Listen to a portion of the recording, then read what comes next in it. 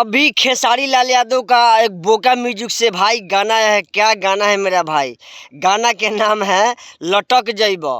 क्या मस्त सॉन्ग है मेरा भाई। इसमें गाना लिखे हैं कृष्णा बेदर्जी जी और म्यूजिक दिए हैं वही लवली शर्मा विनय विनायक, जो कि भाई जो लॉलीपॉप में जो म्यूजिक दिए थे विनय विनायक, वही विनय विनायक जी इसमें भी म्यूजिक दिए हुए हैं।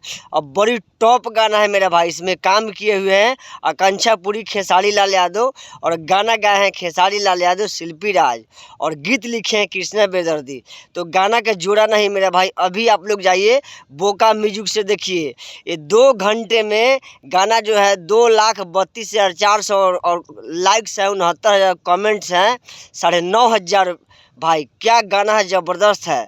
तो भाई इसे कहते हैं कि जिसको चाहें जीरो से हीरो माँ सरस्वती बना सकती है। तो ये है खेसारी लाल यादव, जीरो से हीरो बन गए मेरा भाई। लव ही खेसारी भैया, आपका जोड़ा नहीं है, आपका फैन फॉलोइंग का जोड़ा नहीं है। आप जो है जीरो सब्सक्राइबर को आप हीरो बना सकते हैं। आप में ये गुणवत्ता है, ये शक्ति है आप में। तो आपका शक्ति का पूरा फैन हूँ मैं, और पूरा हम नहीं पूरे भारत फैन है।